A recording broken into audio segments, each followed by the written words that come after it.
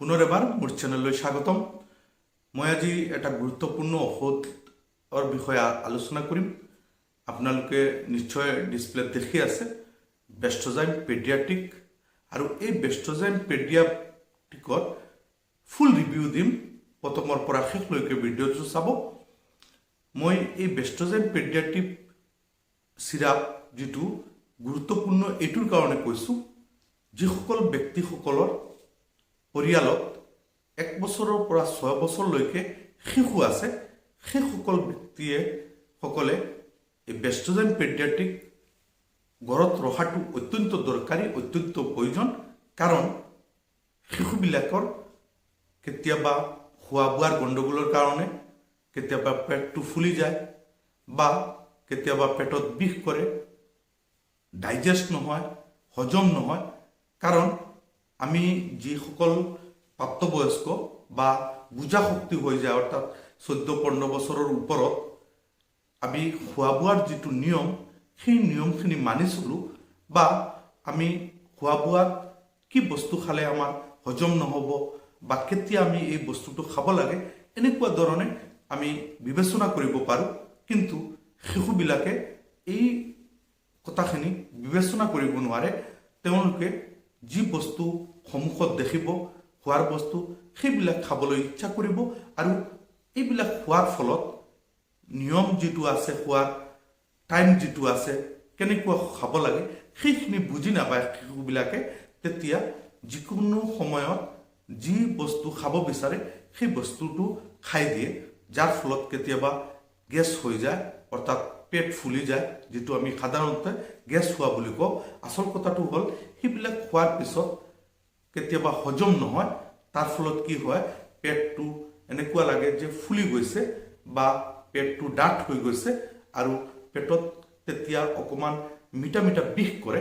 তেতিয়া শিশুবিলাকে কান্দি থাকে, বা কেতিয়াবা বমি হয়, বা কেতিয়াবা পৰিয়ালৰ লোকে মনত আহি যায় যে আমাৰ ল'ৰাটোৱে বা এই শিশুটোৱে এই কণ্ডিশ্যন হৈ আছে, 1 ঘণ্টা আগত বা 2 ঘণ্টা আগত এই বস্তুটো খাইছিলে, যেটো ডাইজেষ্ট হোৱা নাই, বা এনেকুৱা হয় বমি যেতিয়া কৰে এই বস্তুখিনি একেবাৰে যেনেকুৱা খাইছে তেনেকুৱা ওলাই যায়, বা কেতিয়াবা পায়খানা ঢিলা হয়, আৰু পায়খানাৰ লগত একেবাৰে যেনেকুৱা খাইছে তেনেকুৱা পায়খানাৰ লগত ওলাই যায়।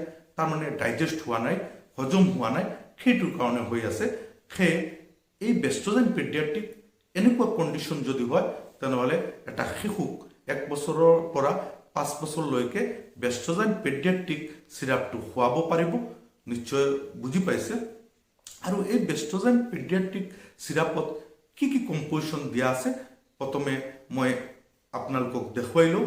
আপোনালোকে ডিসপ্লেত দেখি আছে, মই আপোনালোকক জুম কৰি দেখুৱাইছোঁ। আলফা এমাইলেজ, যেটো কম্পোজিশ্যন ডাইজেষ্ট অৰ্থাৎ হজম কৰাত সহায় কৰে। তাৰপিছত আপোনালোকে দেখিছে পেপেইন, যেটো অমিতাৰ পৰা। আপোনালোকে সকলোৱে জানে বা আমি সকলোৱে জানো যে অমিতা খালে পায়খানা ক্লিয়াৰ হয়, অমিতা খালে কোনো পেটত গণ্ডগোল নহয়, বা অমিতাই হজম কৰাত সহায় কৰে। নিশ্চয় বুজি পাইছে। এনিছ অইল, যেটো আমি মছলা হিচাপে ব্যৱহাৰ কৰোঁ। তাৰপিছত কেৰা অইল, এইবিলাক এই মছলা হিচাপে ব্যৱহাৰ কৰা হয় খাদ্যবস্তুত, বা আমি চব্জি যিবিলাক বনাওঁ সেইবিলাকত। তাৰপিছত আপোনালোকে দেখিছে চিনামন অইল, অৰ্থাৎ ডালচিনি, আমি চব্জিত ব্যৱহাৰ কৰোঁ মছলা হিচাপে। এই চব্জিটো টেষ্ট হোৱাৰ কাৰণে বা সোৱাদ হোৱাৰ কাৰণে, অৰ্থাৎ চব্জিটো এই সোৱাদ লাগিব, মুখত ৰুচি আহিব, সেইটোৰ কাৰণে। কিন্তু এই ডালচিনি কি কৰে, আমাৰ ডাইজেষ্ট কৰাত সহায় কৰে, হজম কৰাত সহায় কৰে। তাৰপিছত আপোনালোকে দেখিছে ডিল অইল, এইটো এটা মছলা হিচাপে ব্যৱহাৰ কৰে। আমি ডিসপ্লেত আপোনালোকক দেখুৱাইছোঁ চিনামন কি বস্তু আৰু তাৰ গছ কেনেকুৱা, আপোনালোকে দেখিলেই চিনি পাব। তাৰপিছত ডিল অইল, সেইটো আপোনালোকক মই চিত্ৰত দেখুৱাইছোঁ, যেটো এই ধনিয়া পাতৰ নিচিনা আমাৰ চব্জিত ব্যৱহাৰ কৰা হয়, মছলা হিচাপে ব্যৱহাৰ কৰা হয়। এইবিলাক আয়ুৰ্বেদিক কম্পোজিশ্যন দিয়া হৈছে, আৰু এই আয়ুৰ্বেদিক কম্পোজিশ্যনৰ কাৰণে বিশেষ কোনো পাৰ্শ্ব প্ৰতিক্ৰিয়া নাই, বিশেষ কোনো সাইড ইফেক্ট নাই। এক কথাত গ'লে Bestozyme Pediatric শিশু থকা পৰিয়ালত ৰখাটো অত্যন্ত দৰকাৰী, অত্যন্ত প্ৰয়োজন।